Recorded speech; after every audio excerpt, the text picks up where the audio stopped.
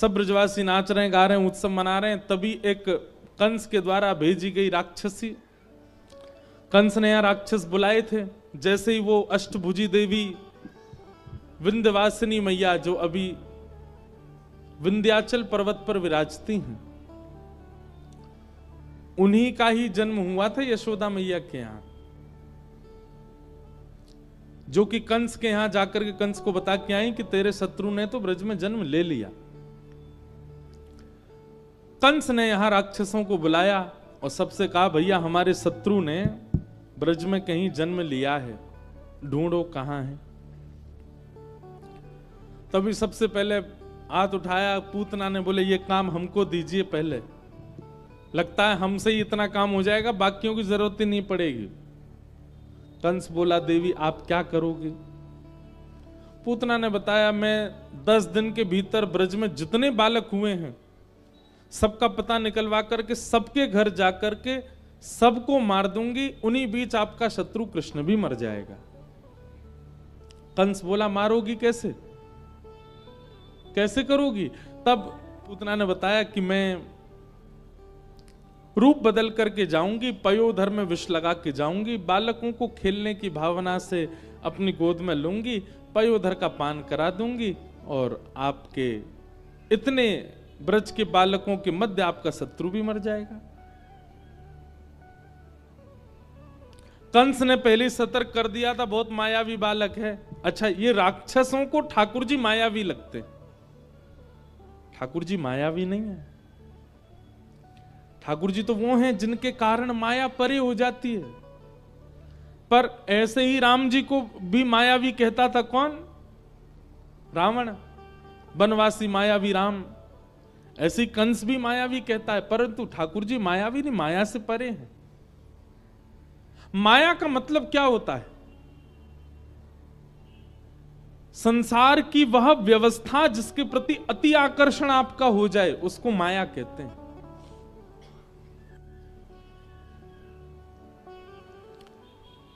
पूतना बोली, आप चिंता मत करो, मैं तो बस जाती हूं और आपके शत्रु को मार के आती हूं। पूतना रूप बदल करके गई। जितने बालकों ने जन्म लिया ब्रजमंडल में, सबके घर जा जा करके सुंदरी बन करके गई थी, तो सब उस पर विश्वास कर लेते थे। जैसे ही गोकुल आई, गोकुल में जैसे ही चरण रखा पूतना ने, पूतना का सौंदर्य इतना था, बहुत ध्यानपूर्वक सुनिएगा, कि ब्रजमंडल में उत्सव मना रहे सब ब्रजवासी उत्सव मनाना भूल गए और सब केवल पूतना को देखें। इतनी सुंदर, ऐसा रूप, ऐसी चाल, पूतना के रूप पर सब मोहित होते चले गए। केवल पुरुष ही नहीं, गोपियां भी मोहित हो गई पूतना पर, इतनी सुंदर बन के आई थी। हमारे यहां का, हम मानवों का एक स्वभाव है कि जहां हम सुंदरता देखते हैं ना, वहां फिर हम अन्य चीजों को नजरअंदाज कर देते हैं, और यही हमारी सबसे बड़ी भूल है। ठाकुर जी का सबसे बड़ा गुण यही है कि वो सुंदरता ही नहीं देखते, वो अन्य गुणों पर ज्यादा प्रकाश डालते हैं। और मानव का सबसे बड़ा दुर्गुण यही है कि वो सुंदरता देख के बाकी गुणों को छोड़ देता है। पर मैं आपको बता दूं, जो व्यक्ति नित्य सत्संग करता हो, नित्य आध्यात्म जिसके चिंतन में रहता हो, वो व्यक्ति इस दृष्टि में भी निपुण हो जाएगा कि वो सुंदरता पर ज्यादा मोहित नहीं होगा। सुंदरता मतलब किसी के रूप की नहीं, रूप की ही नहीं, सब कुछ सुंदर, चाहे वो पहाड़ हो, समुद्र हो, चाहे वो भोजन हो, चाहे वो वस्त्र हो, चाहे वो इंसान हो, चाहे वो नगर हो, कुछ भी सुंदर नहीं लगता। सुंदरता है, पर सुंदरता देख करके उसके प्रति आसक्ति नहीं होती, उसके प्रति मोह नहीं होता। यह आध्यात्मिक व्यक्ति का लक्षण है। पूतना जैसे ही आई, पूतना पर सब मोहित हो गए।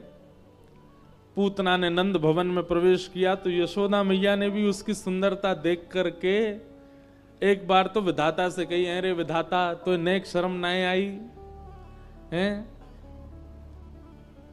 मानो विधाता ने पूछा हो, मैया काय बात को ऐसो कह रही है। यशोदा मैया बोली, लाला के काजे जैसी बहू होनी चाहिए वो तो तेने इतने दिन पहले भेज दी, और लाला मेरो आज भेजो है। मैं तो अपने लाला के काजे ऐसी बहू लेके आती जैसी ये छोरी आ रही का है। ब्रजभाषा समझ में आती है? हाँ, बिसौली कोई अमेरिका नहीं है, न कहीं दूर है। वो बात अलग है कि रास्ता थोड़ा लंबा पड़ जाता है, वैसे दूरी ज्यादा नहीं है। इतना ही दूर दिल्ली से वृंदावन है। वृंदावन से कितना दूर होगा बिसौली? 200 है। हाँ, तो 160 दिल्ली है। तो बस रास्ता डबल हो जाए तो उतना ही समय लगेगा, ज्यादा समय नहीं लगेगा।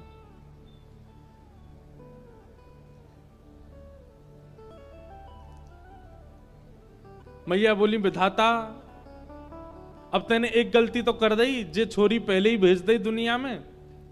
अब एक काम और कर दियो, या छोरी की छोरी करवाई दियो ताकि मैं अपने लाला को ब्याह कर दूं। कम से कम या जैसे गुण तो आ जाएंगे मामा। आप लोग भी धन्य हो, बताओ, पूतना की छोरी के काजे ताली बजा रहे हो हैं? पूतना की छोरी तो ब्याह कराओगे ठाकुर जी को? ठाकुर जी गोद में लेटे। अच्छा, ठाकुर जी की आयु कितनी है? 6 दिन के हैं लाल जी। 6 दिन के ठाकुर जी, और गोद में पौड़े पौड़े सोच रहे हैं, मैया रुक जा भाई, तेरी बहू के मुख दिखाऊं मैं तो है। नेक देर रुक जा, इतनी जल्दी आकर्षित मत होवे कोई के मुंह पे। मन ही मन सोच रहे हैं ठाकुर जी। 6 दिन आके पूतना आई। यशोदा मैया बोली, अरे बहन, पहली बार देखी हो तुम? पूतना बोली, हाँ जी, मैं पास के गांव ते आई हूं। मुझे पता चली कि आपके लाला भयो है, तो वह लाला को आशीष देवे आई हूं। यशोदा मैया बोली, अरे आपको ही लाला है, ले आओ। और देते देते पूछ भी रही हैं, अच्छा ब्याह है गयो आपको? पूतना बोली, हाँ ब्याह तो है गयो। अच्छा, बालक बच्चे भय कि ना भय? बुरे ना है, अभी तो ना है भाई, अभी ब्याह भयो मेरो। अगर लाली है जाए तो मुझे निमंत्रण जरूर दे दियो। पूतना भी मन ही मन सोच रही है, जे का ख्वाब बना रही है। मैया के मन में तो ये भावना है कि पूतना को एक अंश भी या की लाली में आ गए तो वो कितनी सुंदर होगी। सोचो कितनी सुंदर बन के गई पूतना। यशोदा मैया सामान्य नहीं है। यशोदा मैया ठाकुर जी का पालन करने वाली एक प्रकार से आचार्या हैं। वो किसी पर मोहित हो रही हैं तो सोचो पूतना का रूप कितना सुंदर होगा। यशोदा मैया ने लाला दिए, कोई काम से यशोदा मैया चली गई बाहर, और पूतना को अवसर मिल गया।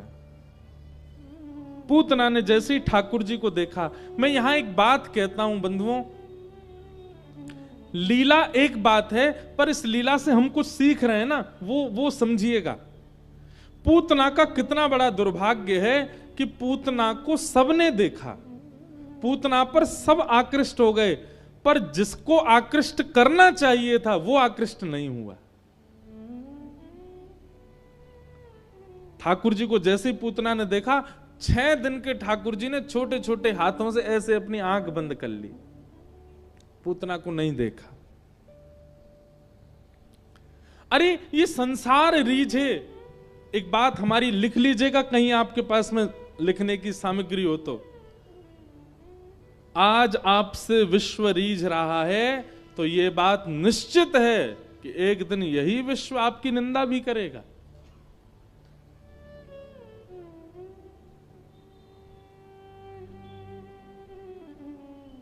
हम कथा सुनाते हैं, इतने सारे लोग प्रेम करते हैं, इतने सारे लोग स्नेह देते हैं। भगवान ना करे एक भूल भी अगर हमसे हो गई ना, तो जितने प्रेम करने वाले हैं यही सबसे पहले आगे आएंगे और बुरा बोलेंगे, कुछ भी कह सकते हैं। ये संसार का नियम है।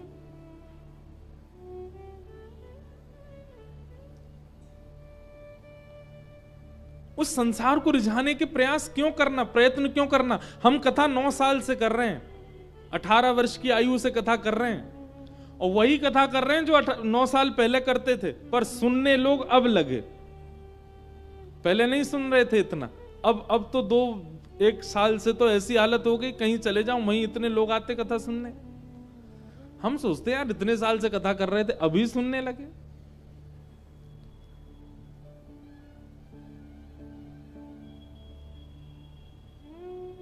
कोई प्रयास नहीं किया सबको रिझाने का, वो सामान्य कथा, और ऐसे ही करते रहेंगे जीवन भर।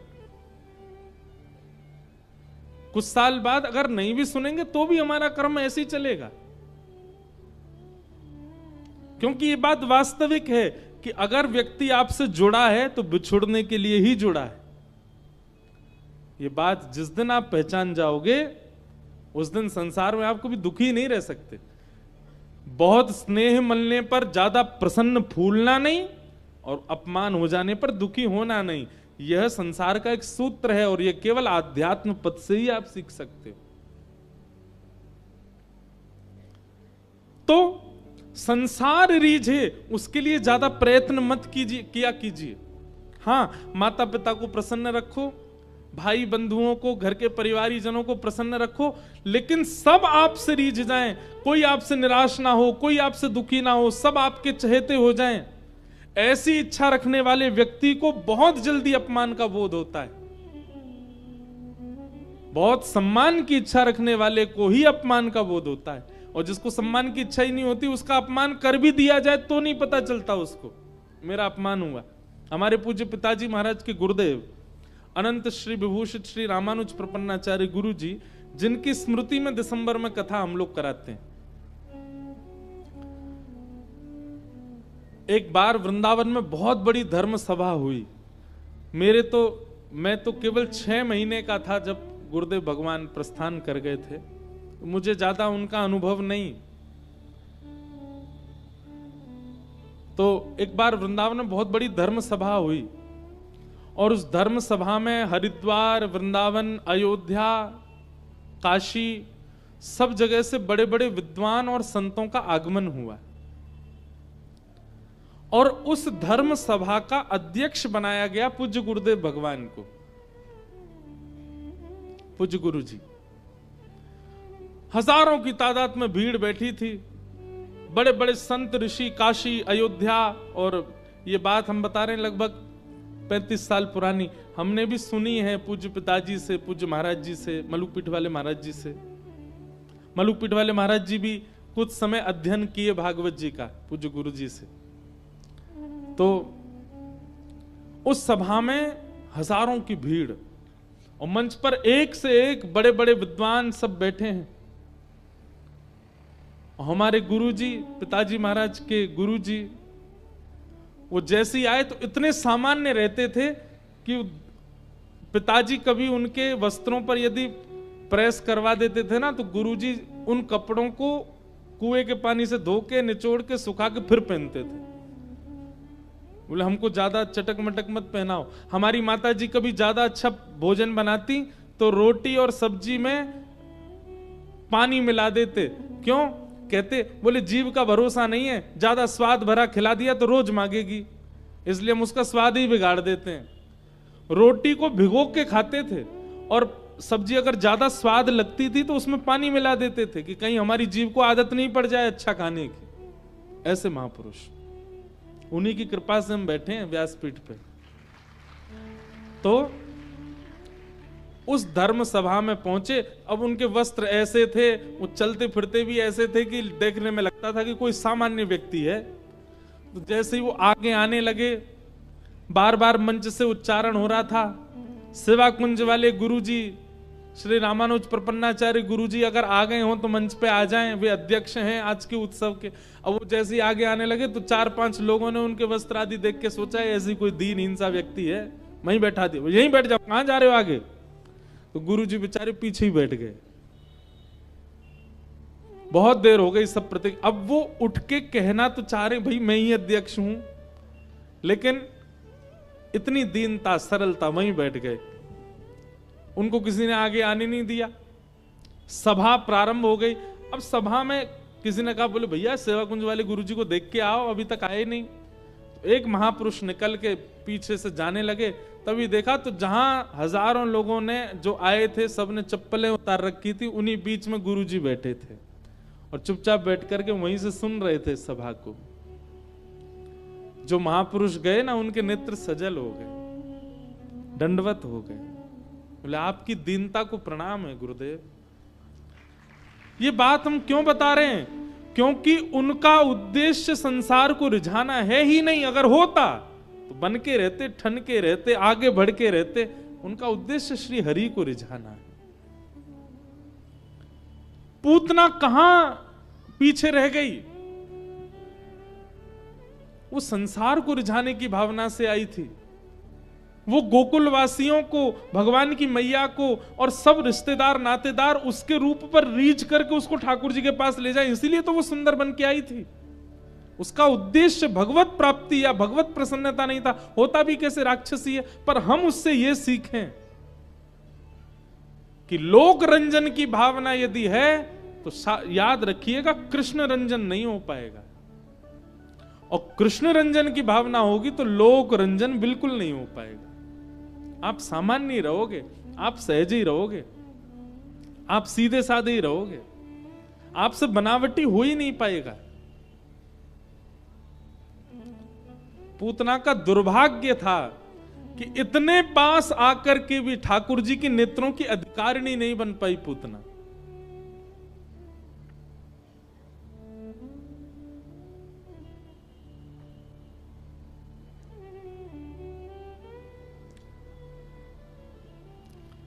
पूतना ने भगवान की ओर देखा, अपना पयोधर भगवान के मुख में दिया। भगवान ने उसके विष को पिया, दुग्ध को पिया, रस तत्वों को पिया, और पीते पीते पीते पीते ठाकुर जी ने प्राण शमम रोष समन्वितो पिबत, जैसे ही पयोधर से उसके प्राण पीने प्रारंभ किए, पूतना का सौंदर्य धूमिल होने लगा, राक्षसी वेश में परिवर्तित होने लगी। विशाल हाथ, विशाल पैर, विशाल मुखमंडल, विशाल उसका शरीर होता चला गया। सामुंच मुंचाल मित प्रभाषणी, अरे बालक छोड़, अरे बालक छोड़, चिल्लाने लगी। भगवान को पकड़ के दूर खींचने लगी, लेकिन ठाकुर जी ने तो ऐसे पकड़ रखा है कि पूतना हट ही नहीं रही है दूर। अंत तो गत्वा, भगवान ने जब पूतना के प्राण पी लिए, प्राण पी करके जब उसके प्राण निकल गए, धड़ाम से गिरी, तब ठाकुर जी ने छोड़ा। हमारे पूज्य पिताजी कहते हैं कि ठाकुर जी कह रहे हैं, मौसी जी हम तो ठिकाने लगा के ही छोड़ेंगे। कोई आ जाए हमारे बट में, चाहे भक्त आ जाए चाहे राक्षस आ जाए, जब तक दारी के ठिकानों नहीं लगा देंगे तब तक चैन ना हिले। और ठाकुर जी ने पूतना का वध कर दिया। बोलो पूतना मर्दन भगवान की। होए सो चटक मटक सो ठाकुर, तीनों लोकन हूँ मैं ना। हाँ लोकन हूँ मैं नाय, तीनों लोकन हूँ मैं नाय। हाँ लोकन हूँ मैं नाय, तीनों लोकन हूँ मैं नाय। हो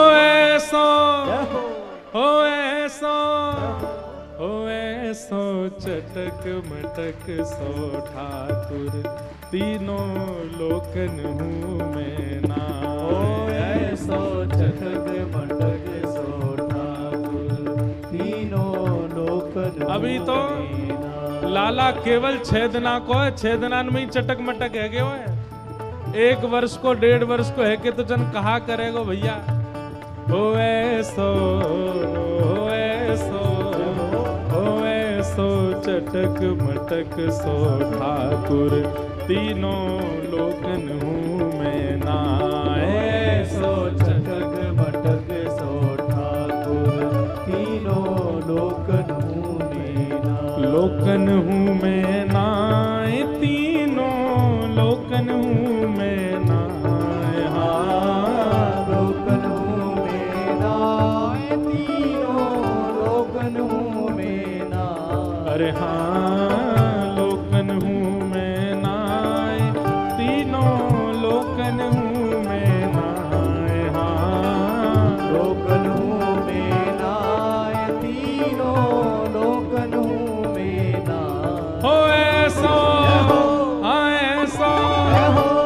ऐसो चटक मटक सो ठाकुर तीनों लोकन में नाय। हो ऐसो चटक मटक सो ठाकुर तीनों लोकन में नाय। ऐसो चटक मटक सो ठाकुर तीनों लोकन में नाय। हो ऐसो चटक मटक सो ठाकुर तीनों लोकन में। कैसे हैं ठाकुर जी?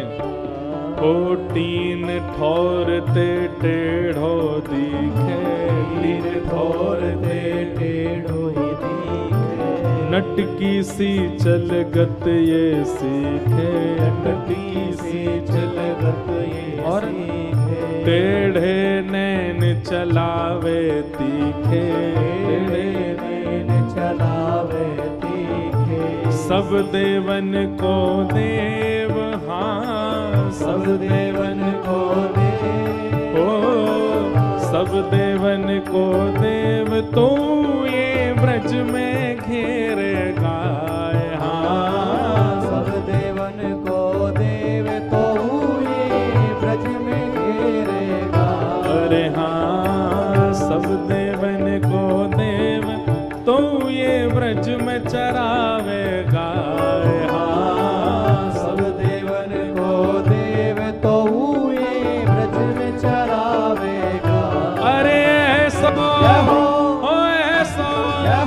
ओ ऐसो चटक मटक सो ठाकुर तीनों लोकन हूँ मैं नाय। ओ ऐसो चटक मटक सो ठाकुर तीनों लोकन में नाय। ऐसो चटक मटक सो ठाकुर तीनों लोकन हूँ मैं नाय। ऐसो चटक मटक सो ठाकुर तीनों लोकन में। बोल नंद के लाला की।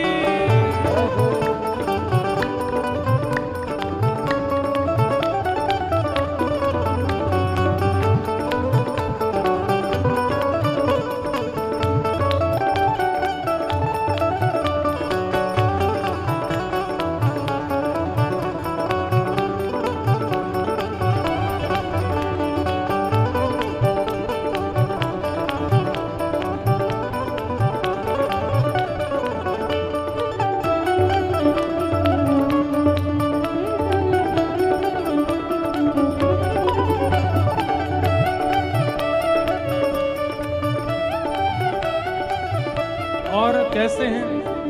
ओ बड़े बड़े असुरन को मारो, बड़े बड़े असुरन को मारो। नाग कालिया पकड़ पछाड़ो, नाग कालिया पकड़ पछाड़ो। 7 दिनन तक गिरिवर धारो, 7 दिनन तक गिरिवर धारो। 7 दिनन तक गिरिवर धारो। 7 दिनन तक देखो, गिरिवर धारो। बड़े बड़े असुर मारे, पूतना आदि। कालिया नाग को ऐसे नथ दियो महाराज की जैसे इनको ही भैया हो। और 7 दिना तक गिरवर रुई की फोहा की तरह 7 कोस लंबो चौड़ो गिरिराज उठा लियो। इतने बलवान है, लेकिन फिर भी ब्रज में कहा स्थिति है? ऐसो बली तो, हाँ ऐसो बली तो खेलन में ग्वालन से पिट जाए। हाँ ऐसो बली तो खेलन में ग्वालन पे पिट जाए। अरे हाँ ऐसो बली तो खेलन में ग्वालन से पिट जाए। हाँ ऐसो बली तो खेलत में ग्वालन पे पिट जाए। अरे ऐसो चटक मटक सो ठाकुर तीनों लोकन हूँ मैं नाय। ऐसो चटक मटक सो ठाकुर तीनों लोकन हूँ मैं। ऐसो चटक मटक सो ठाकुर तीनों लोकन हूँ मैं नाय।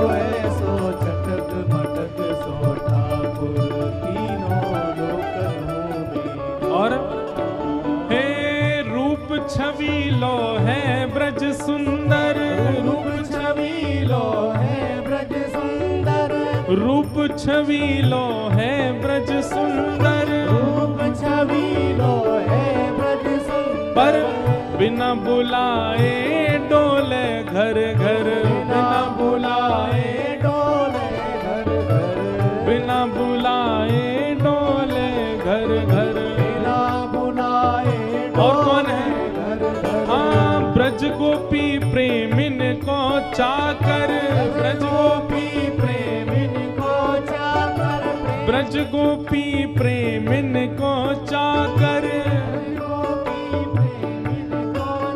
हाँ ब्रज गोपी प्रेमिन को चाकर,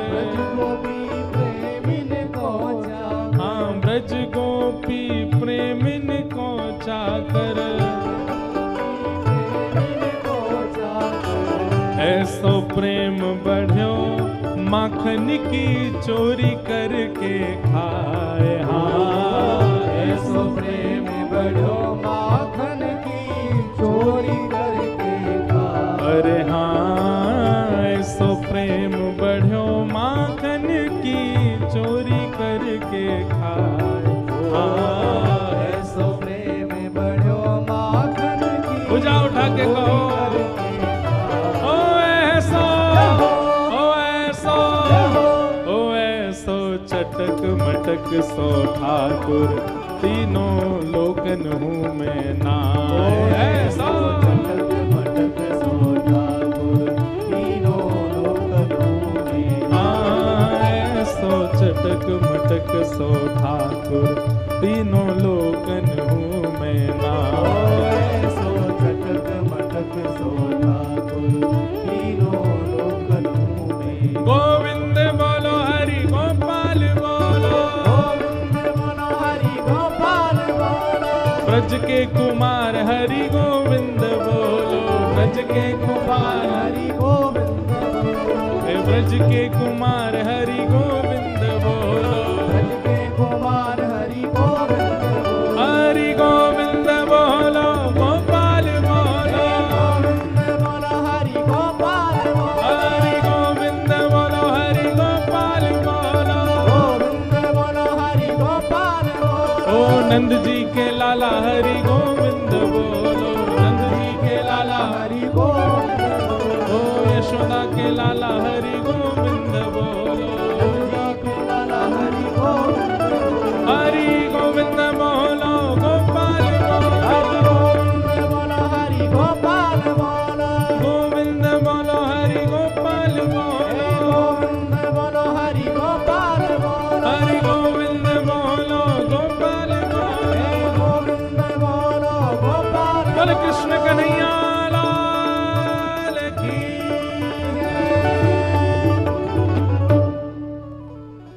छह दिना के नेक से लाला ने इतनी विशाल पूतना को वध कर दियो। बोल पूतना मर्दन भगवान की। कैसे हमारे ब्रज के नंदन हैं। बैठ जाओ सब लोग। ठाकुर जी ने पूतना को वध कियो। धीरे धीरे ठाकुर जी और बड़े भये। अच्छा एक बात, इतनी बड़ी बड़ी लीला ठाकुर जी कर रहे हैं, पर ब्रजवासीन को नेक भी संदेह ना होवे कि जे भगवान है।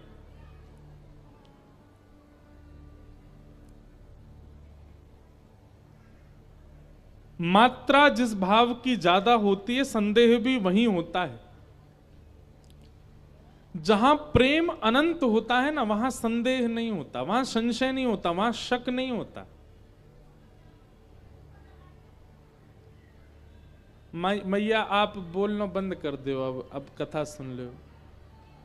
कौन सी बोल रही है ये? भाव से सुनो। संदेह संशय शक वही होता है जहां प्रेम कम हो, पर प्रेम की मात्रा ज्यादा होती है, वहां पर संशय नहीं होता, संदेह नहीं होता, वहां तो प्रेम होता है बस। और एक बात हमारी बहुत ध्यान से सुन लो, हमारी प्रेम की बातों को आप लोग बिल्कुल भी दुनियादारी से मत जोड़ लिया करो।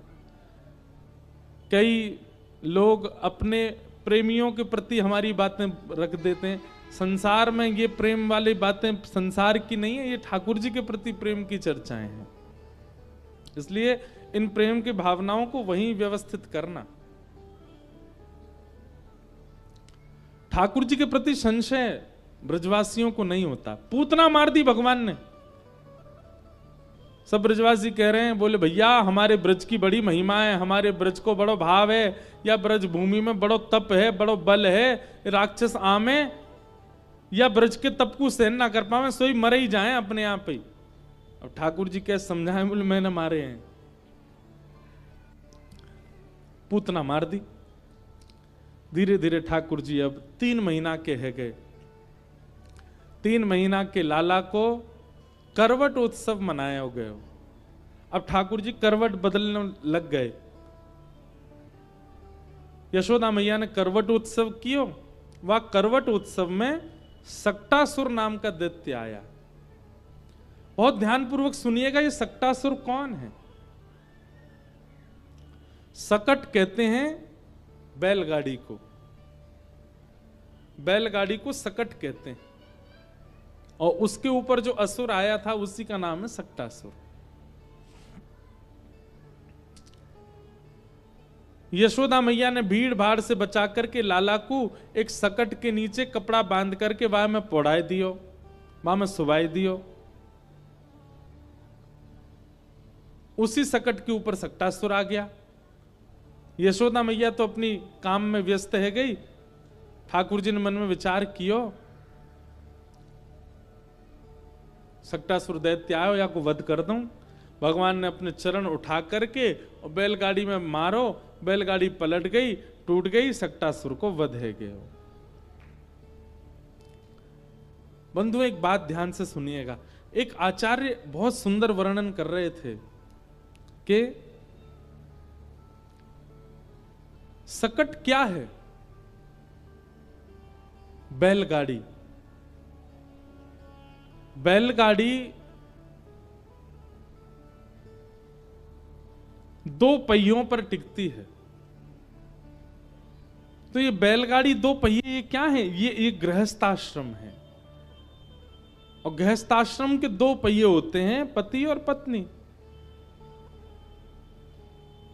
यदि वो समभाव से रहेंगे, प्रेम भाव से रहेंगे, एक दूसरे को समझ करके रहते हैं, तो गृहस्थाश्रम रूपी बैलगाड़ी जो है वो सही तरीके से चल पाती है। एक पहिया छोटा, एक पहिया बड़ा हो, या एक पहिया थोड़ा पतला, एक पहिया चौड़ा हो, तो निश्चित है कि बैलगाड़ी ढंग से चल नहीं पाएगी।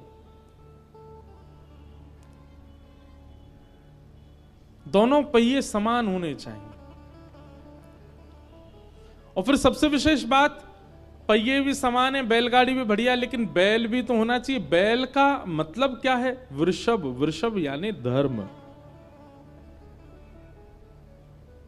धर्म यदि आगे नहीं होगा तो आप अपने गृहस्थ आश्रम में कहीं ना कहीं चूक सकते हो।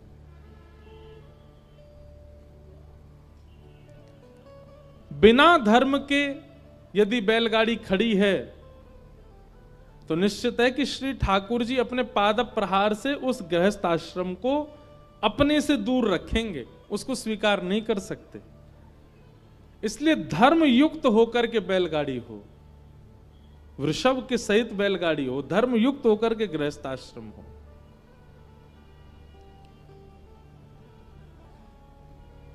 सब भाव बड़े सुंदर हैं, समझने योग्य हैं।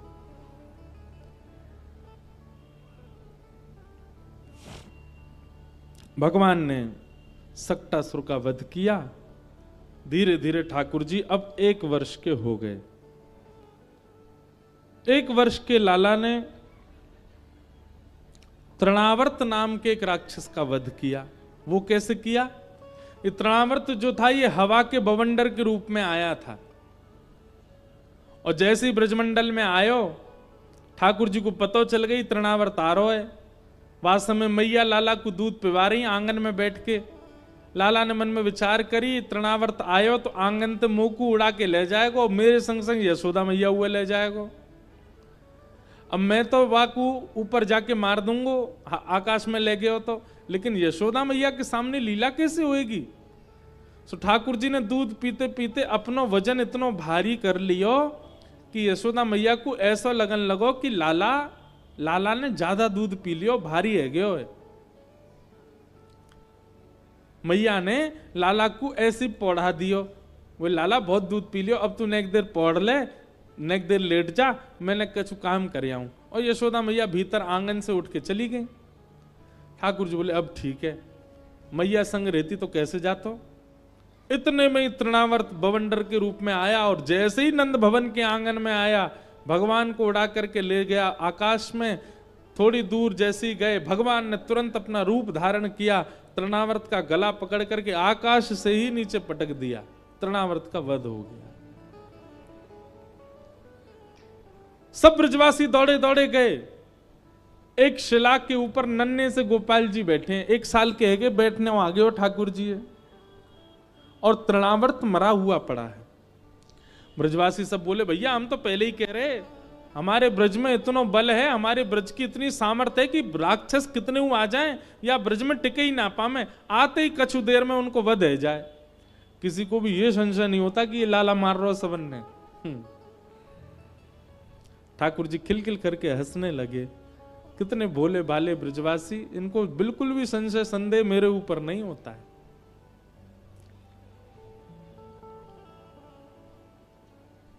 मैया मन में विचार करने लगी, इतने राक्षस आ गए, जादना से लाला को जन्म भयो है,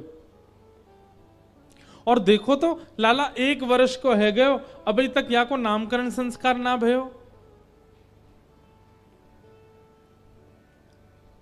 नंद रानी यशोदा नंद बाबा से जाके कह रही हैं, आप कुछ करो ना, हमारे कुल पुरोहित कब आवेंगे, लाला को नामकरण संस्कार कब होएगा।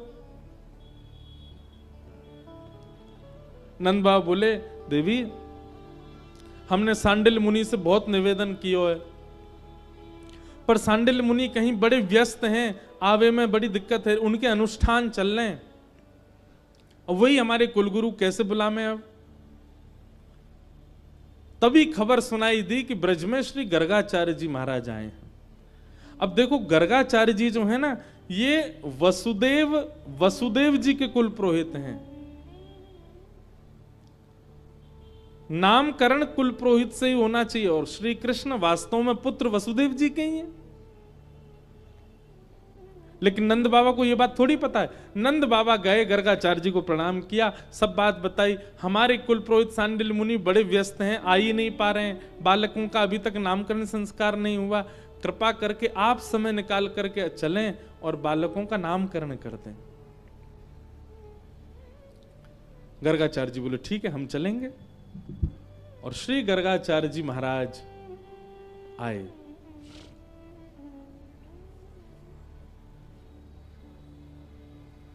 नामकरण संस्कार के लिए यशोदा जी की गोद में श्री बलराम जी को बैठाया गया। अब ये भी एक लीला ऐसी सुनाते हैं कि रोहिणी और यशोदा मैया मन में ऐसा विचार कर रही हैं कि जी हमारो कुल पुरोहित तो है ना है, ये गर्गाचार्य जी हमारे कुल पुरोहित तो है ना, और हमारे एक ही लाला है, वहां को कहीं उल्टो सीधो नाम धर गया तो बाबा, या की परीक्षा ले ली जाए, ये वास्तव में कुछ जाने की ना है। तो यशोदा मैया ने अपनी गोद में बलराम जी लिए और रोहिणी मैया ने अपनी गोद में ठाकुर जी लिए, और दोनों मैया अदला बदली करके बालकों की बैठ गईं गौशाला में। गर्गाचार्य जी नामकरण करने के लिए जैसे ही बैठे, वसुदेव जी श्री नंद बाबा बोले हमारे श्री वसुदेव जी आजकल आपको पता हो कंस के कारागृह में, उनकी बड़ी पत्नी रोहिणी जी ये हमारे यहाँ रहे में, आप कृपा करके इनके बालक को नामकरण संस्कार पहले करो, इनको बालक बड़ो भी है, हमारे लाला थे। गर्गाचार्य जी वर्णन कर रहे हैं, नामकरण कर रहे हैं। बोले आपने कहा कि बड़ी पत्नी बड़ी बहू ये है वसुदेव जी की, पर इनका पुत्र वो नहीं है जो इनकी गोद में बैठा है, इनका पुत्र तो वो है जो यशोदा की गोद में बैठा है। ये सुनते ही यशोदा मैया और रोहिणी मैया दोनों प्रसन्न है गई। बोले सांचो है बाबा, जाने कोई बात ना, अब हमें मन में संतोष है कि लालान को नामकरण बढ़िया ही करके जाएगो। और यशोदा मैया की गोद में बैठे हुए लाला को देख करके श्री गर्गाचार्य जी बोले, अयम ही रोहिणी पुत्रो रमयन सुहृदो गुणै आख्यास्यते राम इति वलाधिक्याद्बलं विदु। यशोदा मैया की गोद में जो बालक बैठा है, इसका नाम मैं राम रखता हूं। बलराम जी का नाम राम रखा गया। मैं इस बालक का नाम राम रखता हूं, पर बल की अधिकता होने के कारण सब इसको बलराम कहेंगे। बोलो बलराम जी महाराज की। वास्तव में बलराम जी का मूल नाम राम रखा गया। और जैसे ही रोहिणी मैया की गोद में बैठे हुए नंद नंदन को देखा गर्गाचार्य जी ने, गर्गाचार्य जी के तो आंख खुली रह गई, मुंह खुले रह गए, हाथ वहीं स्थिर हो गए, सांस लेनी बंद हो गई, बिल्कुल पलक भी नहीं झपक रहे, स्थिर मानो शव की तरह, एक जीवित लाश की तरह हो गए। थोड़ी देर तो यशोदा मैया रोहिणी मैया देखती रही, बाबा अब बोलेगो अब बोलेगो अब बोलेगो, लेकिन मुंह खुला है, आंख खुली है।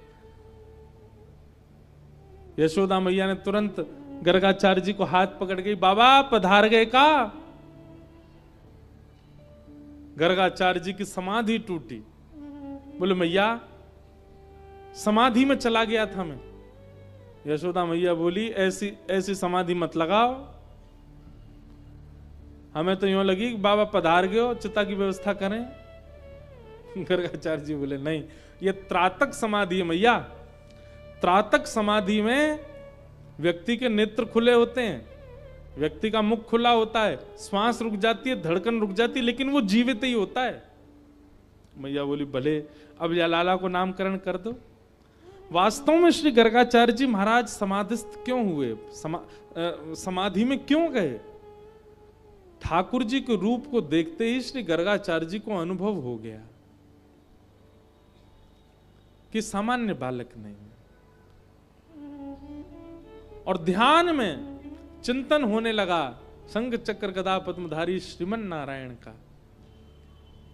वे समझ गए कि ये बालक कोई सामान्य नहीं है, साक्षात श्री ठाकुर जी का स्वरूप है, उन्हीं का ही श्री अंग है। गर्गाचार्य जी यशोदा मैया को बताना चाहते हैं कि मैया आपका ये बालक सामान्य नहीं है, साक्षात नारायण है। लेकिन गर्गाचार्य जी की समाधि में ही ठाकुर जी ने गर्गाचार्य जी से कह दिया, बोले कि ये सत्यता मैया को नहीं बताना कि मैं भगवान हूं, क्योंकि प्रेम में एक स्वभाव होता है प्रेम का कि प्रेमी अपने महत्व को अपने प्रेमियों के आगे छुपाता ही है। प्रेम का यह स्वभाव है कि प्रेमी अपने प्रेमियों के आगे अपने महत्व को छुपाता है, अपने महत्व को, अपने प्रभाव को जहां पर बहुत ज्यादा प्रकाश कर दिया जाता वहां प्रेम नहीं होता।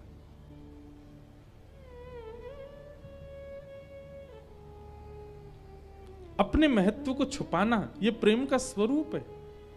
श्री ठाकुर जी बोल रहे हैं, बोले गर्गाचार्य जी अगर आपने इन सबको बता दिया कि मैं परमात्मा हूं, तो ये वैसी लीला मेरे साथ नहीं करेंगे जैसी लीला ये अपने बालक के संग करना चाहते हैं। ये मेरे संग फिर भगवान जैसा बर्ताव करेंगे और वो मुझे स्वीकार नहीं।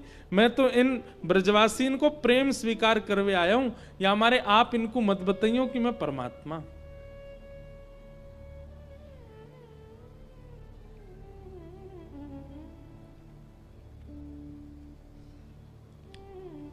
गर्गाचार्य जी कहना तो चाहते थे कि ये नारायण साक्षात हैं, परंतु भगवान के मना करने पर श्री गर्गाचार्य जी ने केवल इतना कहा, नारायण समो गुणी है।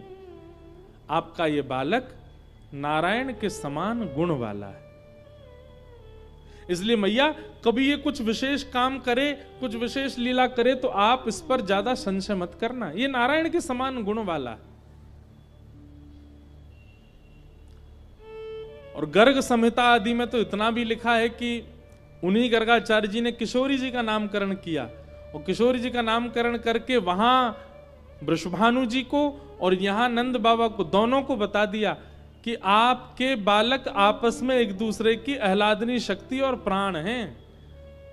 यदि कभी कोई दिव्य लीला आपको लाला करे तो वृषभानु जी की लाली श्री किशोरी जी को जाके सामने थाड़ो कर दियो, उन्हीं की कृपा सो यहाँ को बल बढ़तो ही रहेगो। ऐसा भागवत में नहीं, गर्ग संहिता आदि ग्रंथों में है।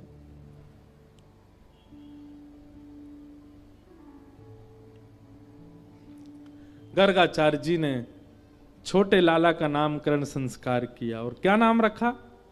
आसन वर्णास्त्रयो ह्यास्य गुह्यतो नुयुगम तनु शुक्ले रक्तस्तथा पीत इदानीं कृष्णतां गत। मैया, आपका ये बालक कभी रक्त वर्ण का था, कभी श्वेत वर्ण का था, कभी पीत वर्ण का था। इस बार इसका वर्ण कृष्ण है, इसलिए इसका नाम भी मैं कृष्ण रखता हूं। बोलो कृष्ण भगवान की जय। कृष्ण, कृष्ण शब्द का अर्थ क्या होता है? बहुत ध्यान से सुनिएगा, सनातनी है आप लोगों को पता होना चाहिए। राम शब्द का अर्थ क्या होता है, कृष्ण शब्द का अर्थ क्या होता है? राम मतलब रमन्ते योगिनोस्मिन इति रामः, जो योगियों के हृदय में रमण करता रहता उसको राम कहते हैं। मतलब जो शुद्ध हृदय वाले हैं, जो पवित्र आत्मा हैं, जिनके विचार में दूषितता नहीं है, ऐसों के चित्त में जो सदा रहते हैं उनको राम कहते हैं। श्री कृष्ण का मतलब क्या है? कृष्ण, कृष्ण के अनेक अर्थ हैं, परंतु वास्तव में कृष्ण वर्ण है। वर्ण मतलब कॉम्प्लेक्शन, त्वचा का जो वर्ण होता है, ये पंडाल का भी एक वर्ण है, आप सब का भी वर्ण है। तो कृष्ण एक वर्ण है। और कैसा वर्ण है? काले नहीं है ठाकुर जी, सांवले भी नहीं है ठाकुर जी। ठाकुर जी का रंग कैसा? ना काला, ना लीला, ना सांवला, कुछ विचित्र ही है, उसका वर्णन नहीं किया जा सकता, वो ऐसा वर्ण है। अच्छा, कभी कभी बताएं, पूर्णिमा की रात्रि पर जब आप चंद्रमा के आसपास के आप आकाश को जब देखोगे, एक संत बता रहे थे, पूर्णिमा का चंद्रमा जब होता है और विशेष रूप से शरद पूर्णिमा का चंद्रमा, तो उस चंद्रमा के आसपास जो उसका प्रकाश से अंधेरा दिख रहा होता है वो एक प्रकार का कृष्ण वर्ण होता है।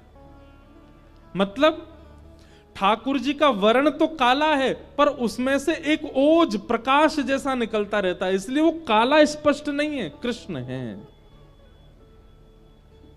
एक महापुरुष कह रहे थे कि विश्व में जितने रंग हैं सब रंगों को मिला दो, घोल दो आपस में, जो रंग निकल के आएगा वो कृष्ण वर्ण है। ठाकुर जी का वर्ण कृष्ण है। तो पहला अर्थ कृष्ण का वर्ण, दूसरा अर्थ कृष्ण का क्रस्तु भूवाचक, नस्तु निवृत्ति वाचक। बहुत ध्यान से सुनना। कृष मतलब पृथ्वी पर रहने वाले को कृषि कहते हैं।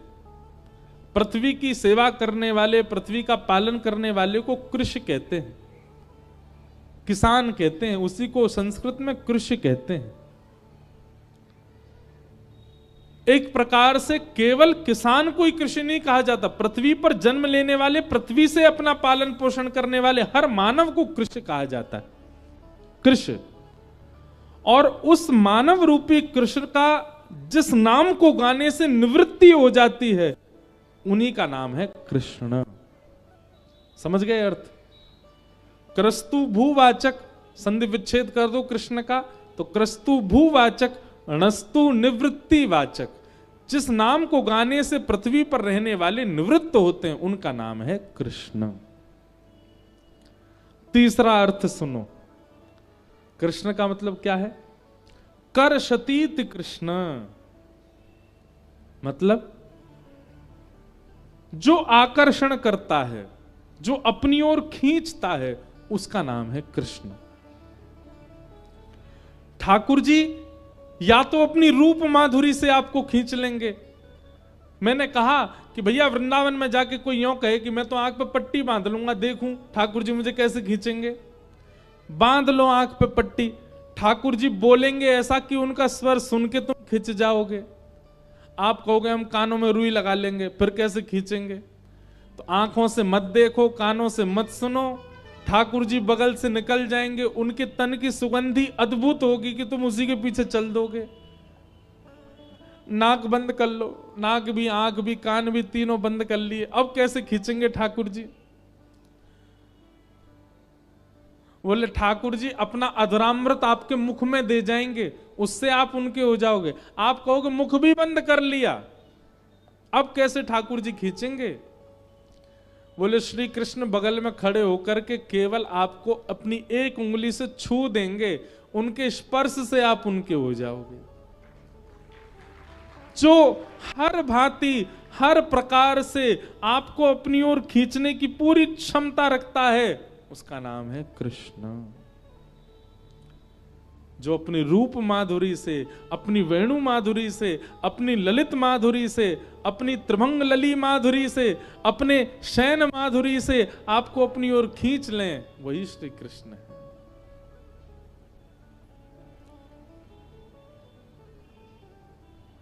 इसलिए भगवान का नाम रखा गया कृष्ण। ठाकुर जी का नाम कृष्ण रखा। अब धीरे धीरे लाला 3 बरस के है गए और 3 साढ़े 3 बरस की जैसी आयु भई लाला की, मानो शरीर में हड्डी नहीं है, स्प्रिंग है, स्प्रिंग। ऐसे उछलते हैं, ऐसे कूदते हैं, इतना ऊधम मचाते हैं, इतना ऊधम मचा, पूरी गोकुल की नाक में दम अधर कर रखा पूरा गोकुल ठाकुर जी ने, अकेले ठाकुर जी ने।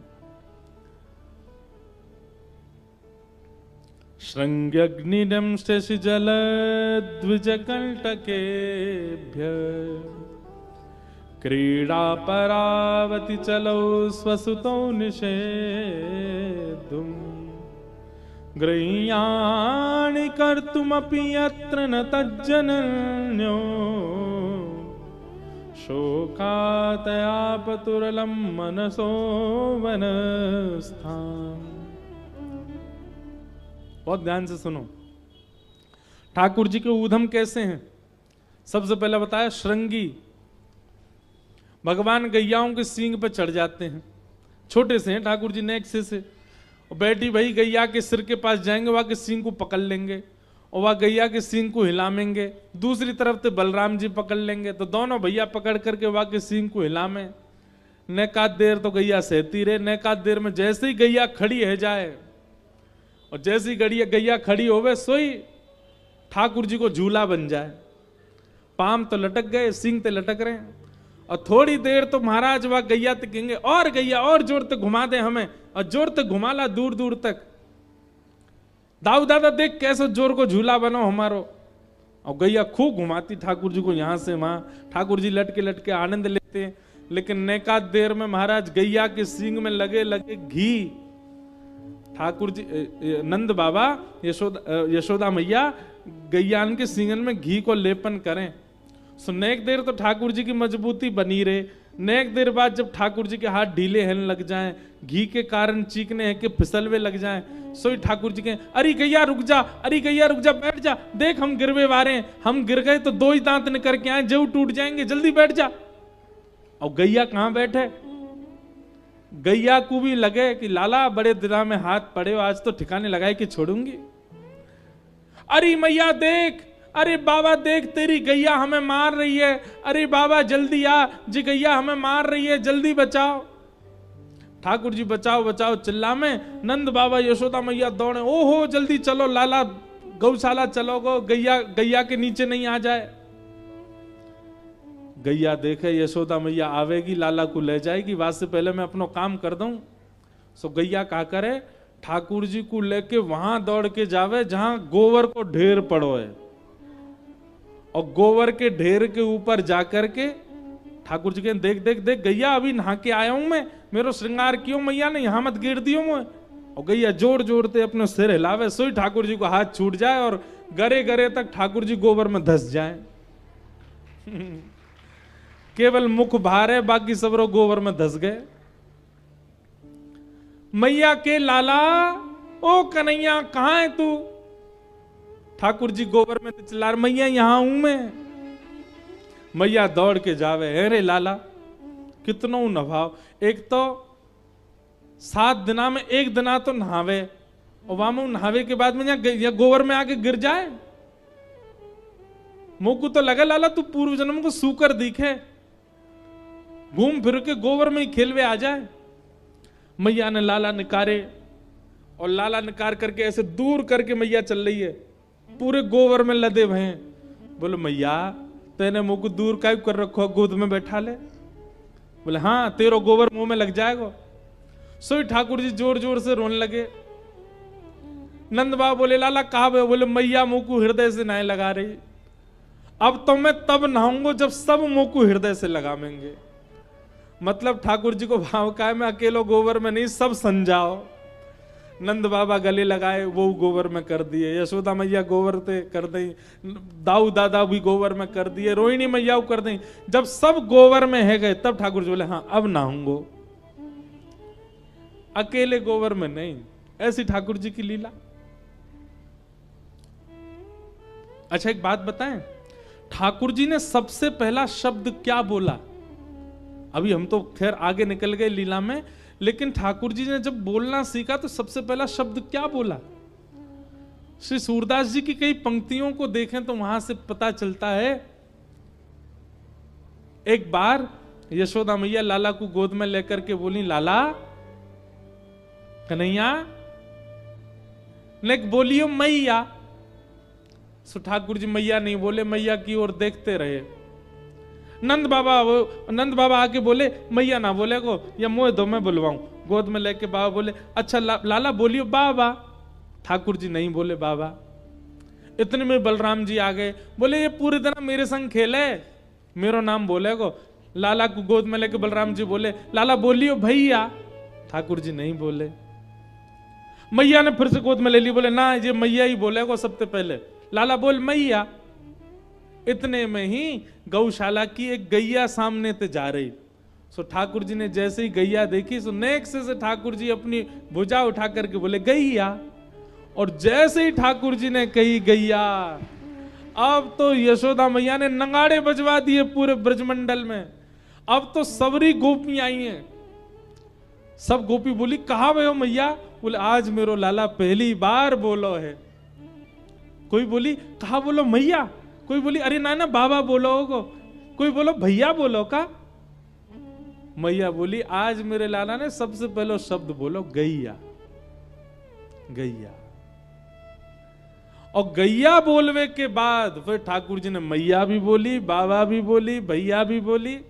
अब सब गोपी आ करके अपना नाम बुलवा रही हैं। लाला मेरो नाम भी बोल दे।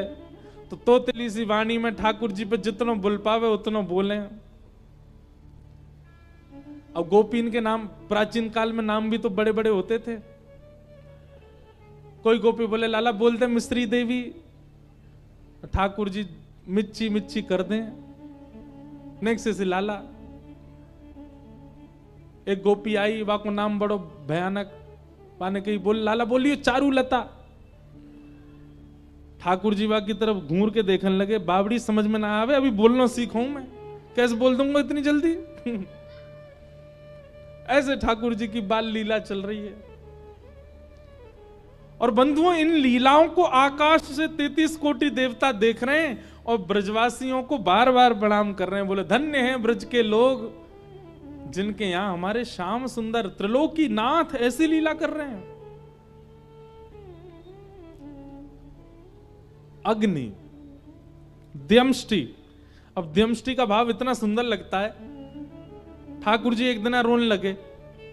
यशोदा मैया बोली लाला का भयो, तू काहे को रो रहे? बोले मैया मेरे संग बहुत बड़ा अत्याचार भयो। कितने बड़े हैं ठाकुर जी? 3 वर्ष के हैं। 3 वर्ष के लाला रो रहे हैं, आंख लाल पड़ गई, मोटे मोटे अश्रु गिर रहे हैं। यशोदा मैया बोली लाला कहा अत्याचार भयो तेरे संग? बोले मैया कल हमारी गौशाला में एक गैया ने बछड़ा को जन्म दियो। भैया बोली अच्छा। और मैया मैंने आज सवेरे जाकर के देखी, वाकई तो दांत निकल ही आए। और मैं मैया 3 साल को है गो, मेरे अभी तक दांत ही ना निकले, 4 दांत निकल के आए मैया। बस मैया मेरे संग बहुत बड़ा अत्याचार भयो। मैया बोली अरे लाला तू खावे पीवे ना है। ठाकुर जी बोले मैया मुझे सब पता है, जे मेरी गलती ना है, जे तेरी गलती है। मैं तेरे गर्भ में जब हतो तेने खावे पीवे में कंजूसी करी होगी, तभी मेरे जन्मते दांत ना आए। यशोदा मैया अंक में भर ले, कहें लाला ऐसी बात मत करे कर, तो मोरी नजर लग जाएगी काउ देना। काउ देना ठाकुर जी अपनी चोटी पकड़ ले, बोले मैया मेरी चोटी कब बढ़ेगी।